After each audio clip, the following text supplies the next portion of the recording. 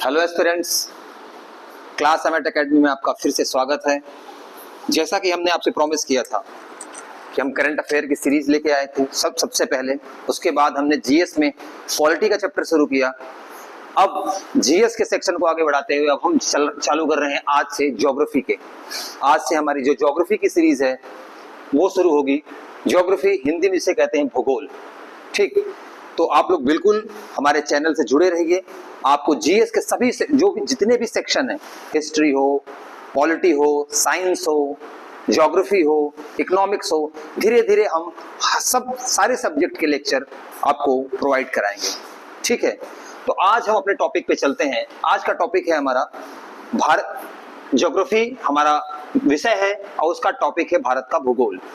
तो देखो, सबसे पहले हम बात करते हैं कि ज्योग्राफी का मतलब क्या होता है। आपको हम उस विषय का मतलब समझाएंगे पहले कि आप जो पढ़ने जा रहे हैं। ठीक है, तो जो ज्योग्राफी वर्ड है, ये आप देखिए, जो ज्योग्राफी वर्ड है ये दो वर्ड से मिलके बना है, एक जियो और प्लस ग्राफ्स। ठीक, अगर इसे ग्राफी लिखे या ग्राफ बोल दीजिए। ठीक है, जियो प्लस ग्राफ। तो जियो का अर्थ क्या होता है? जियो पृथ्वी को बताता है कि ये पृथ्वी, जियो मतलब पृथ्वी। ये ग्रीक वर्ड है। ठीक है, ये ग्रीक वर्ड है पृथ्वी। और ग्राफी या ग्राफ का मतलब होता है वर्णन। तो अगर कोई कहे कि भूगोल का मतलब क्या होता है या ज्योग्राफी का मतलब क्या होता है, ज्योग्राफी का मतलब क्या होता है, तो जियो मीन्स पृथ्वी, ग्राफ मीन्स वर्णन। ठीक है, तो ज्योग्राफी का मतलब अर्थात है पृथ्वी का वर्णन। ऐसा विषय जिसमें हम पृथ्वी के वर्णन से संबंधित चीजों का अध्ययन करते हैं, जिसमें पृथ्वी का वर्णन किया जाता है। ठीक है, उसके उच्चावच, उसके संरचना का, उसकी बनावट का, उसके पीछे रीजनिंग क्या है, पृथ्वी के आसपास जो वायुमंडल है उसका रीजन क्या है, बारिश हो रही है, ऐसी घटनाएं जो हो रही हैं उनका रीजन क्या है, भूकंप और ज्वालामुखी, इन सब चीजों को हम ज्योग्राफी के अंदर डिस्कस करेंगे। तो ज्योग्राफी वर्ड कहां से आया है आपको मैंने समझा दिया कि जो हम विषय पढ़ने जा रहे हैं उसका मतलब क्या है। उसका मतलब है जियो प्लस ग्राफी। जियो मीन्स पृथ्वी, ग्राफ मीन्स वर्णन। तो हम ये पृथ्वी का जो वर्णन है इसे ही बोलते हैं ज्योग्राफी। ठीक है, हिंदी में आप समझिए तो भू मतलब भी पृथ्वी होता है। जब आप हिंदी भाषा में आप पृथ्वी की पर्यायवाची पढ़ते होंगे, सिनोनिम, तो उसमें भू आता है। ठीक है, भूगोल, तो पृथ्वी का वर्णन इंग्लिश में जियोग्राफी। जियो मीन्स पृथ्वी, ग्राफ मीन्स वर्णन। ठीक है, अब इसमें देखिए दो सेक्शन बनते हैं, क्योंकि भूगोल में पूरी पृथ्वी भी आती है और पृथ्वी के चूंकि हम एक देश है भारत, तो हमें विशेष रूप से अपने देश का अध्ययन करना है। तो उसमें दो अगर सेक्शन दिखाया जाए तो दो सेक्शन बनेंगे। एक बनेगा आपका विश्व का भूगोल और एक बनेगा आपका भारत का भूगोल। ठीक है, तो विश्व के भूगोल की हम जब बात करते हैं तब हम उसमें पूरे ग्लोब अर्थात पूरे विश्व के स्तर पर विभिन्न देशों में जो पहाड़ियां हैं, पर्वत हैं, नदियां हैं, उन सब चीजों की चर्चा करेंगे। अभी इस समय हम भारत के भूगोल की बात करते हैं। स्टार्ट हम अपने देश से करेंगे, फिर हम धीरे धीरे पूरे विश्व के भूगोल का अध्ययन करेंगे। और उसी में इसी क्रम में हम ब्रह्मांड के स्टार्ट होने की चीजों के बारे में भी पढ़ेंगे कि ब्रह्मांड की उत्पत्ति कैसे होती है। आपको, मुझे उम्मीद है आपको शायद पता हो कि ब्रह्मांड की उत्पत्ति का जो अभी सिद्धांत है वो बोला जाता है बिग बैंग थ्योरी। जो बिग बैंग महाविस्फोट का सिद्धांत जो बोला जाता है, उसी से इस ब्रह्मांड का निर्माण हुआ है। आपको इन जनरल में बता दूं कि स्टार्टिंग बोला जाता है कि करीब करीब 13.7 अरब वर्ष पूर्व ब्रह्मांड, ये जो बिग बैंग की घटना घटी थी वो 13.7 अरब पूर्व ये घटना घटी थी। उसके बाद ब्रह्मांड में ऊर्जा और जो द्रव्यमान का वितरण हुआ, मास और एनर्जी का, वो चीजें हुई। फिर उसके बाद उसमें कई थ्योरी आएंगी, जब उसको पढ़ेंगे। नेबुला थ्योरी आती है, फिर उसमें और भी सिद्धांत आते हैं। तो उसमें क्या होता है, बिग बैंग की थ्योरी अभी जो है वो सर्वमान्य है, सब मोस्ट एक्सेप्टेड जो थ्योरी है वो बिग बैंग की थ्योरी है। ठीक है, तो वहां से हम ब्रह्मांड, फिर ब्रह्मांड से हमारा सौरमंडल, सौरमंडल जैसे सूर्य हमारा तारा है, उसके आसपास कितने ग्रह हैं? 8। पहले 9 ग्रह थे, लेकिन बाद में एक ग्रह को हटा दिया गया। उसके बारे में हम समझेंगे कि उस ग्रह को हटाया क्यों गया, प्लूटो को, क्योंकि ग्रहों की एक परिभाषा होती है, उस परिभाषा को जो कंडीशन थी उसको कहीं ना कहीं प्लूटो पूरी नहीं कर पा रहा था, इसलिए उसको जो हमारी ज्योग्राफी की जो क्या कहते हैं उसकी जो सोसाइटी होती है, जो उसका कॉन्फ्रेंस होता है, उसमें उसको हटा दिया गया। तो अभी 8 ग्रह हैं, फिर उस ग्रह में हमारी पृथ्वी है, इस पृथ्वी में हमारा देश भारत है। तो अभी हम शुरुआत कर रहे हैं भारत के भूगोल से। भारत का मैप आप देख पा रहे होंगे, यहाँ पे हमारे सामने है, ये है भारत, हमारा देश, ठीक है, ये देख लीजिए पूरा भारत है। इसकी अवस्थिति को मैं आपको बताता हूं कि ये कहाँ है और किस प्रकार से इसकी चीजें हैं। तो भारत में देखिए, पृथ्वी, ये रही हमारी पृथ्वी, ये हमारा 0 डिग्री, मतलब ये इसका क्या है, ये इसका मध्य भाग, ये मध्याह्न रेखा है जो, ये इसको विषुवत रेखा भी कहते हैं। इसकी लोकेशन मैं आपको बता दे रहा हूं, फिर हम भारत पे ही चलेंगे। ये है हमारी विषुवत रेखा, विषुवत रेखा, ठीक है। इक्वेटर, इंग्लिश में बोलते हैं इसको इक्वेटर। इक्वेटर देखिए इक्वल भाग में बांटती है ना पृथ्वी को, इसलिए इक्वेटर, विषुवत रेखा इसको बोलते हैं, ठीक। तो अब पृथ्वी, भारत की लोकेशन क्या है, भारत की लोकेशन देखिए, अब मैंने भारत की लोकेशन यहाँ पे दिखा रखी है कि जो भारत की लोकेशन है, जो उसका मुख्य भूमि का लास्ट पॉइंट है, वो कितना पे है, 8 डिग्री 4 नॉर्थ में। तो देखिए जो पृथ्वी की जो विषुवत रेखा होती है ना, इसके ऊपरी वाला जो हिस्सा है, इसको ऐसे होता है नॉर्थ, और नीचे वाले को साउथ। ये है नॉर्थ पोल और ये है साउथ पोल। तो जो इसके ऊपर वाला भाग होगा, जो नॉर्थ दिशा में होगा, इसको बोलेंगे क्या, इसको बोलेंगे उत्तरी, ठीक है। ये किसमें है, उत्तरी भाग में, और ये है दक्षिणी भाग में, ठीक है। तो पृथ्वी की जो लोकेशन है, पृथ्वी की लोकेशन चूंकि 8 डिग्री 4 मिनट पे है, तो ये नॉर्थ में है, तो ये नॉर्थ पार्ट में रहेगा। तो पृथ्वी कहीं ना कहीं, कुछ पृथ्वी में भारत की स्थिति कुछ ऐसी है,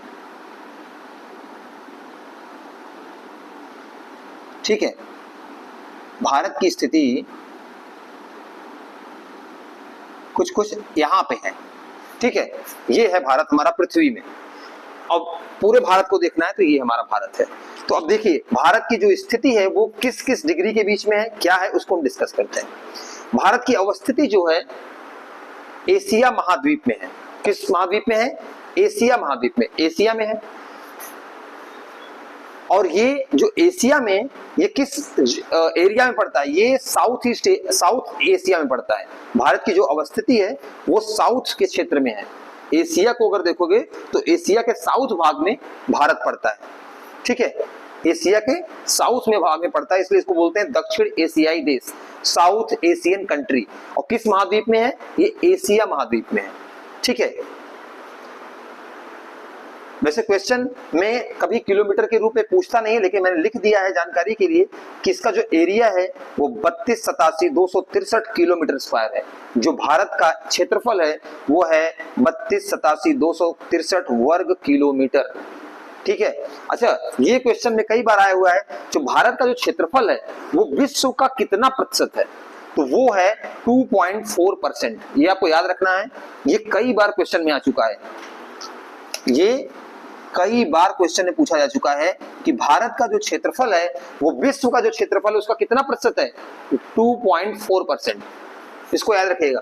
अच्छा, इसको याद करने का मैं तरीका बता दूं कि 2.4 में तो 2 दूनी 4, ऐसे याद करना, 2.4%, ठीक है। तो भारत का जो विश्व के क्षेत्रफल का कितना प्रतिशत है, 2.4। लेकिन अगर जनसंख्या पूछी जाए तो जनसंख्या कितना है, भारत की जो जनसंख्या है 2011 की जनगणना के अनुसार, क्योंकि अभी अगली जनगणना तो हुई नहीं है, तो अभी तो वृद्धि होगी, अब वो देखते हैं, गणना के बाद मालूम पड़ेगा। लेकिन 2011 की जनगणना के अनुसार भारत की जनसंख्या विश्व की कुल जनसंख्या की 17.5% है। देखिए 17.5%, विश्व की कुल जनसंख्या कितनी है, 17.5%। कई बार ये क्वेश्चन में आ चुका है, और ये आपको ये याद रखना है, 2.4% टोटल विश्व के, वर्ल्ड के एरिया का 2.4%, और जनसंख्या 17.5 ठीक है। ये दोनों फैक्ट आपको याद रखने हैं। और भारत किस महाद्वीप में है, एशिया में है।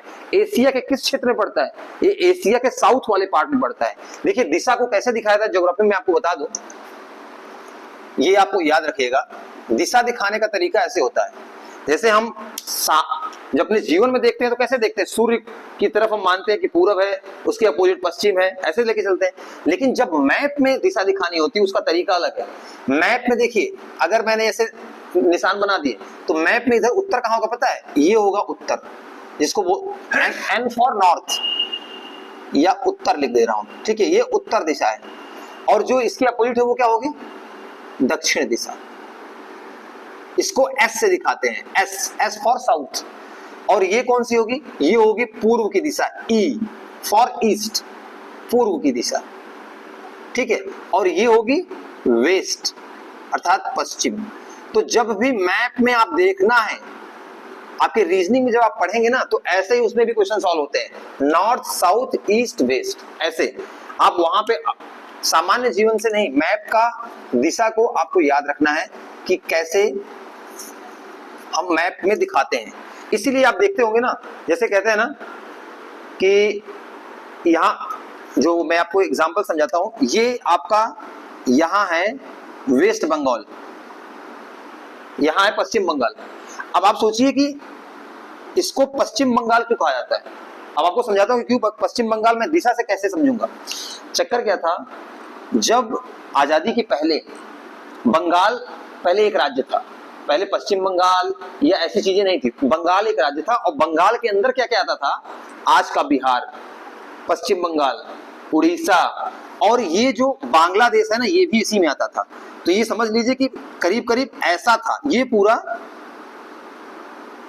ये पूरा बंगाल था उस समय का, जब अंग्रेज आए थे तब का बंगाल था। ये बार बार विभाजन के बाद टूटा है। तो हुआ क्या, जब अंग्रेजों ने बांग्लादेश का विभाजन किया, बंगाल का विभाजन करके बांग्लादेश बनाने का प्रयास किया, तो अब हुआ क्या, ये पार्ट हो गया क्या, ये बांग्लादेश को इन्होंने तोड़ा, तो ये क्या हो गया, ईस्टर्न पार्ट, क्योंकि इस दिशा में है ईस्टर्न पार्ट। तो जो बंगाल बचा इस साइड, अगर यहां से देखें तो ये क्या है, वेस्ट है, और ये साइड ईस्ट है। तो ये क्या हो गया, इसीलिए इसका नाम क्या पड़ा, वेस्ट बंगाल, कि बंगाल का जो पूरा हिस्सा था उसके वेस्ट साइड में पड़ रहा था। तो ये देखिए दिशा, जब बाएं इस तरफ दिखे तो ये वेस्ट, ये ईस्ट। इसीलिए मैं आपको बता दूं, कभी कभी आप पढ़ते होंगे कि बांग्लादेश का जो पहले का नाम था वो था पूर्वी पाकिस्तान। क्यों पूर्वी पाकिस्तान कहते थे, क्योंकि पाकिस्तान जो देश बना था, एक हिस्सा इधर था और बांग्लादेश में शुरू में तो उसी में था। ये तो बाद में इधर जब क्या कहते हैं, इंदिरा गांधी की गवर्नमेंट थी तब वो ब्रेक हुआ था, बांग्लादेश तब जाके बना था। तो ये किस दिशा में था, पाकिस्तान का एक हिस्सा इधर था और एक हिस्सा इधर, तो ईस्ट में ये हिस्सा था, इसलिए इसे बोलते थे पूर्वी पाकिस्तान। ये ईस्ट है, देखिए ये ईस्ट है, इसलिए इसका नाम था पूर्वी पाकिस्तान, ये पश्चिमी पाकिस्तान। अब ये जब ब्रेक हुआ, इसने अपने को स्वतंत्र घोषित किया, तब इसका नाम बांग्लादेश पड़ा। ठीक, तो आपने दिशा को समझा। कभी कभी आप किसी से अगर पूछिए कि बंगाल तो ईस्ट में है, जो हमारा बंगाल है, पश्चिम बंगाल जिसको बोलते हैं, तो फिर इसको पश्चिम बंगाल क्यों कहते हैं, तो उसका रीजन यही है कि जब विभाजन हुआ था ना, तो विभाजन के सेंटर से देखा जाए तो ये वेस्ट में पड़ता था, इसीलिए इसका नाम पश्चिम बंगाल, वो आज तक वैसा ही है, वेस्ट बंगाल। तो आप दिशा को समझ गए, इधर ईस्ट, इधर वेस्ट, ये नॉर्थ, ये साउथ। इसलिए हम कहते हैं ना कि साउथ इंडिया, तमिलनाडु, कर्नाटका सब इधर पड़ते हैं, साउथ। नॉर्थ में ये है, ईस्ट में नॉर्थ ईस्ट के क्षेत्र ये होते हैं, और ये वेस्ट का क्षेत्र है, पश्चिमी क्षेत्र। ठीक, तो ये आप लोकेशन समझिए, दिशा को आप समझिएगा, जिससे, क्योंकि मैं आपको अभी कई बार नदियों की मैं लोकेशन बताऊंगा कि यहाँ से गंगा निकल के यहाँ बंगाल खाड़ी में जाती है तो किधर फ्लो करती है, क्वेश्चन सीधे आते हैं। तो आपको पता होना चाहिए कि ईस्ट इधर है, नहीं तो वो दिशा पूछ लेगा तो आपको समझ नहीं आएगा कि हाँ, आपको पता तो है कि इधर बह रही है, लेकिन पता नहीं है कि ईस्ट किधर है। तो ईस्ट जब भी होगा कि गंगा नदी जो प्रवाहित होती है किस दिशा में होती है, तो ईस्ट की तरफ हो रही है। और जैसे नर्मदा का फ्लो किधर है, नर्मदा का फ्लो इस साइड है, ये कौन सा है, वेस्ट साइड है। तो आपको ये पता होना चाहिए कि कौन सी नदियां ईस्ट में, कौन सी वेस्ट में, क्योंकि ज्योग्राफी में जो हम रिवर का चैप्टर पढ़ेंगे कि इंडियन रिवर्स के बारे में पूरा सिस्टम, जिसमें गैंगेटिक सिस्टम है, ब्रह्मपुत्रा का सिस्टम है, और साउथ की जो कावेरी, कृष्णा, कावेरी, गोदावरी, ये सारी नदियां हैं, उनके बारे में तो उनका फ्लो की दिशा हम देखते हैं कि किस दिशा में वो फ्लो करती है। तो इसलिए आपको इस दिशा का ज्ञान होना चाहिए, नॉर्थ, साउथ, ईस्ट, वेस्ट। ठीक, इसको आप एक बार स्नैपशॉट भी ले सकते हैं, आप ले लीजिए, फिर मैं आपको इसको आगे एक्सप्लेन करता हूं कि भारत की जो सीमाएं हैं वो कैसे निर्धारित हुई हैं, उनका अक्षांशीय और देशांतरी विस्तार कितना है वो मैं आपको बताता हूं। ठीक, तो इसको आप एक बार स्नैपशॉट ले लीजिए, फिर आगे बढ़ता हूं।